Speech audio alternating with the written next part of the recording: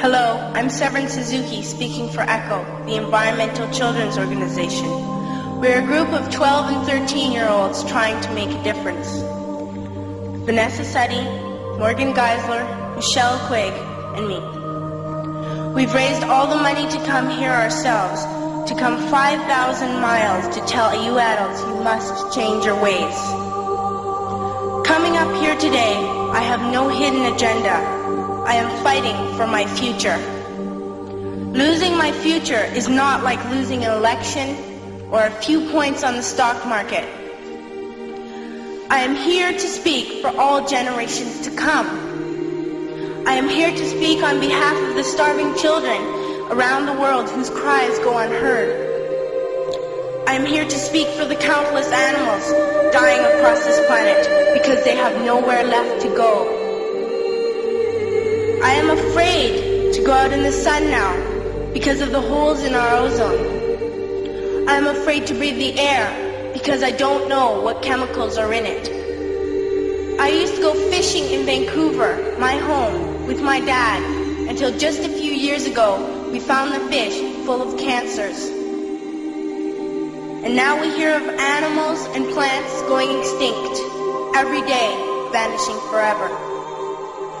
In my life, I have dreamt of seeing the great herds of wild animals, jungles and rainforests full of birds and butterflies. But now I wonder if they will even exist for my children to see. Did you have to worry of these things when you were my age?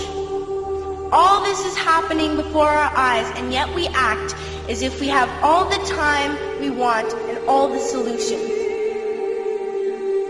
I'm only a child and I don't have all the solutions. But I want you to realize neither do you. You don't know how to fix the holes in our ozone layer.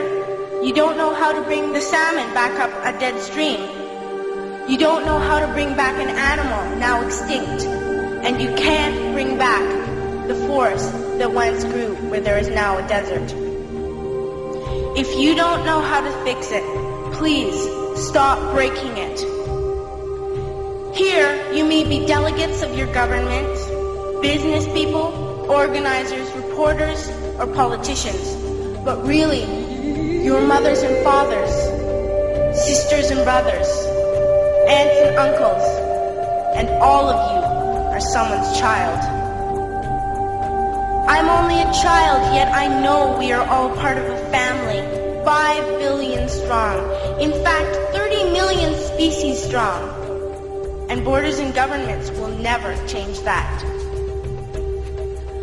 I'm only a child, yet I know we are all in this together and should act as one single world towards one single goal. In my anger, I am not blind, and in my fear, I am not afraid of telling the world how I feel.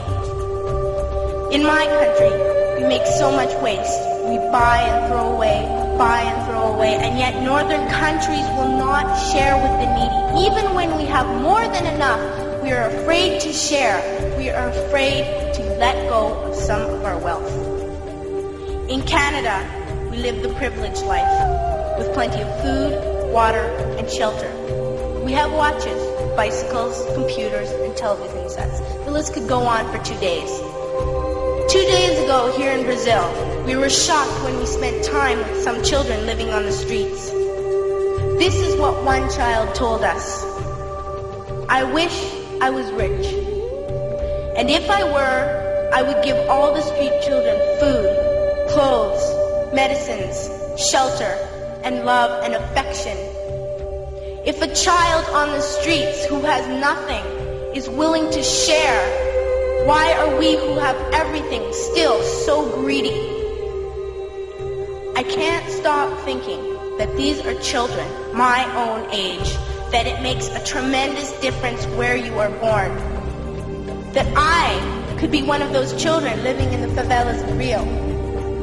I could be a child starving in Somalia, or a victim of war in the Middle East, or a beggar in India.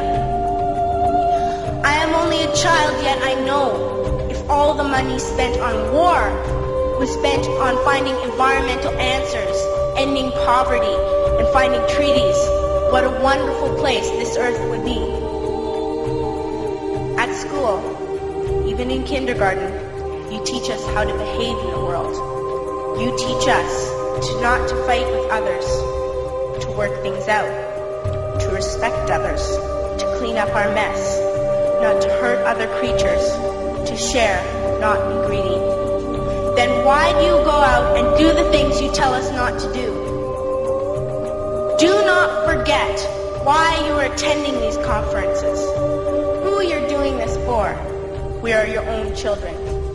You are deciding what kind of world we are growing up in. Parents should be able to comfort their children by saying, everything's going to be all right. It's not the end of the world, and we're doing the best we can. But I don't think you can say that to us anymore. Are we even on your list of priorities? My dad always says, you are what you do, not what you say. Well, what you do makes me cry at night.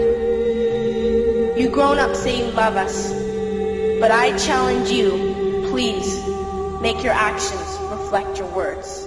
Thank you.